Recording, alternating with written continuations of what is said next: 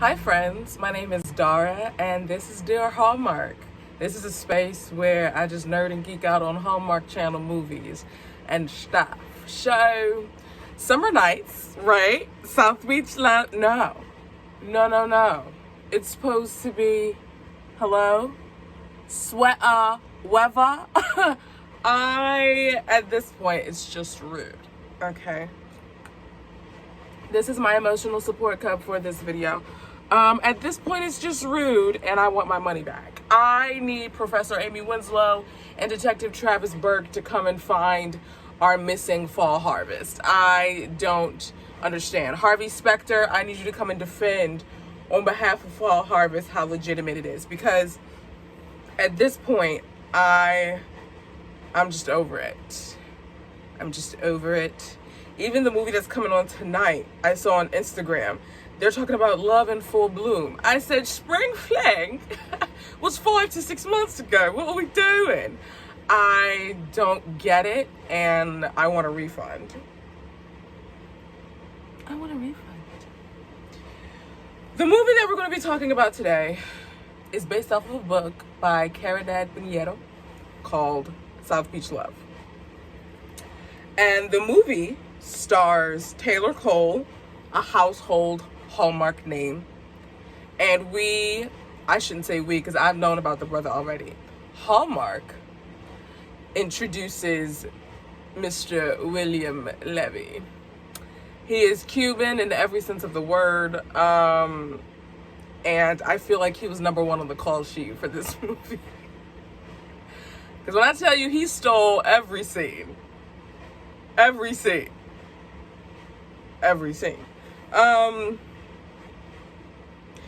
I wanted to try to do an unbiased review, like separating the book from the movie, but I am finding it incredibly difficult because of how far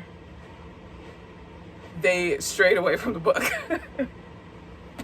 I might even finish the book. According to my reading app, I'm 67% done. I'm on page 224 of 310. So I have only this much to go. But let's focus on the movie first. So I'll try. Forgive me if I vacillate back and forth, oscillate back and forth. I forget the words that I want to use right now. Grabbing the mug. The premise, how about that? William Levy's character, Tony, Taylor Cole's character, Sarah. There are two chefs. Tony's niece and Sarah's niece are having quinceañeras. For those who are not familiar with what a quinceañera is in the Hispanic and Latin culture, their sweet 16. But instead of it being 16, dieciséis is actually when the young girl turns 15. And there are these traditions and rituals that the girl goes through at the quinceañera to transition her from a girl to a woman. So we saw in the movie, they take off sneakers, like they come in with their elaborate, beautiful, elegant dresses or ball gowns, but they have sneakers under them to still signify childhood. They change out of their sneakers publicly. This is like a public, they do it in front of people. They switch from their sneakers into high heels. And then they give their favorite doll to a younger girl in their family, whether it's a cousin, a sister, whatever. And it's a lot of pomp and circumstance about it. And it's very much highly valued and highly regarded within the Hispanic and Latin culture. So you have two quinceañeras, where two girls are coming from two families that are at odds with one another. Tony's family and Sarah's family. Unbeknownst to them, though, the other family is having their quinceañera close. They're like a day apart. And then a magazine gets involved because they're doing an article about quinceañeras in Miami, blah, blah, blah, and so on and so forth. I don't even want to belabor you with the premise. I just need to get straight to it because I don't know how long I'm going to be today. So,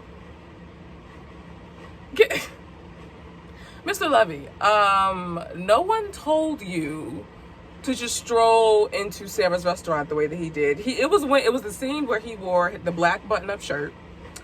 And homie did a little like shoulder stroll and then stood there awkwardly for like 5 seconds so that Taylor can say her line of like, why is he here? And then he strolled to the seat. Oh gosh. And then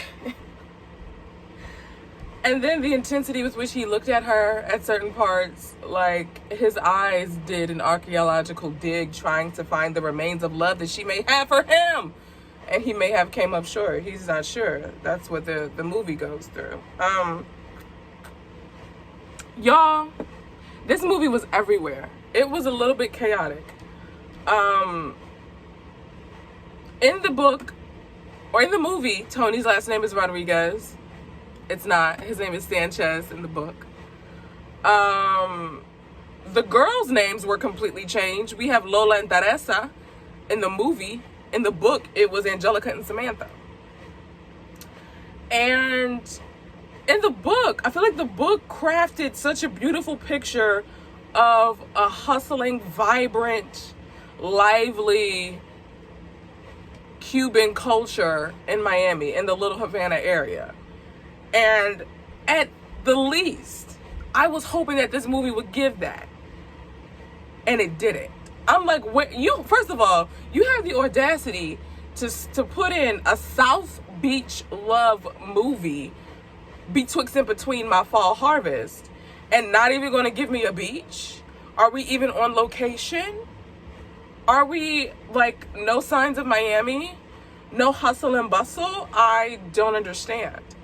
And then the first scene where we meet Tony, you get 2.5 seconds of some autumnal trees in New York, Nueva York, and that's it. And he has this like telenovela moment where he's looking out of the window with rain pitter-pattering against the pane of the window, and he's like, I broke up with Anna, and blah, blah, blah, blah.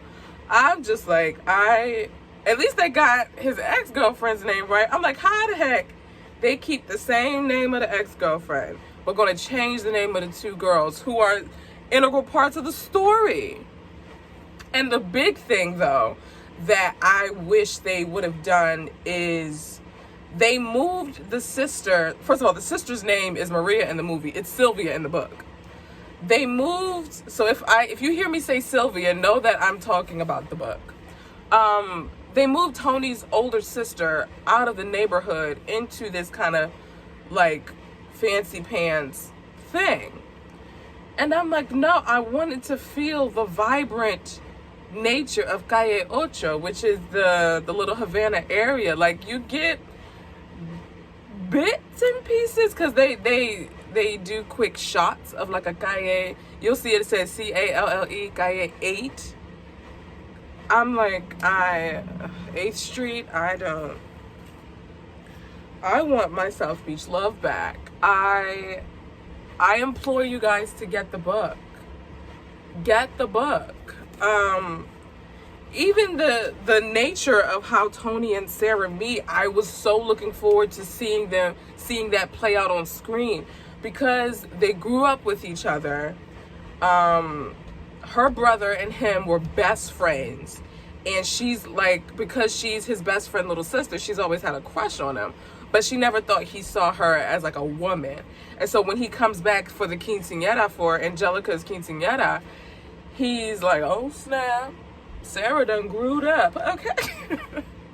But I would have loved to see their dynamic instead of them being exes and working through that. And then this whole bit about them going to Paris, I did not like that. And Tony was mad aggressive from the jump in the movie. As soon as they meet, you want to walk to catch up? Next scene, you want to go to breakfast? We could talk about it. She's texting him. You want meet me at let's go to Ernesto's. Let's have a meal. Like, he is, that dude is pushing hard.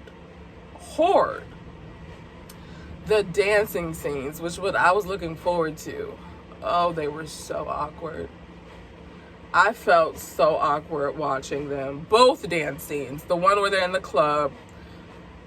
And And even the way the tables were positioned in the club was awkward, because I'm like, okay, I know they had to position it for the shot, but then it looks like they're like facing this way, but everything's happening right here. It just looked weird. And then I did not like the dress they put Taylor in for that scene. Absolutely not. It gave it no. And then the second dance scene was when Sarah's niece was practicing, and so there's this thing called the court at a quinceañera, where you have friends of the celebrated girl that are with her in that moment, like, we stand with you, almost like you're the bridal party, for lack of better words. So you have a certain amount of boys, certain amount of girls, and I think in this particular scene, outside of the main girl and her guy, there's like 2 or 3 other couples there. And so when Sarah and Tony come up to the house and they see them practicing outside the house, okay, they're kids, they don't get it, mind you, but they stop, and it's so awkward. They line up like Sister Act 2 about to sing Happy Day, oh happy day. And I was y'all, I know this is going to be interesting, because some people may have liked it. Some people, it's just like, oh, William Levy's so handsome, blah, blah, blah. Listen, you can be as handsome as you want to be, but that ain't it. I need more. And this movie did not do it for me. I think the book messed me up more, and because of how much they changed and how much they strayed away from the book, that contributed to why this movie didn't do it for me.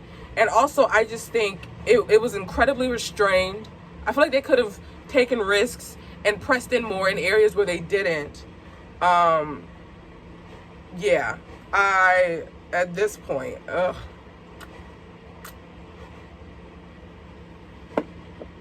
And then we have Advice to Love By next week. And then I'm not watching Signed, Sealed, Delivered, because I haven't watched the other Signed, Sealed, and Delivered, but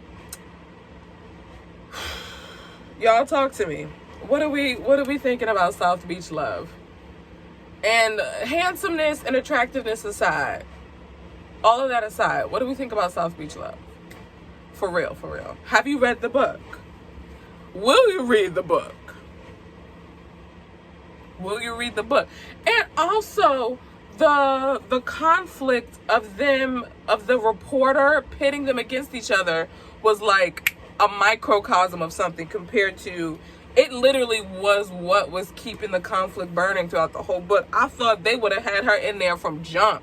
She has like the reporter name change, but the reporter has like 2 scenes. The first scene where she's like, oh, this is going to be interesting. Second scene, you know what? I'm sorry. I'm like, what? How quickly they resolve things. I was just like, return to sender.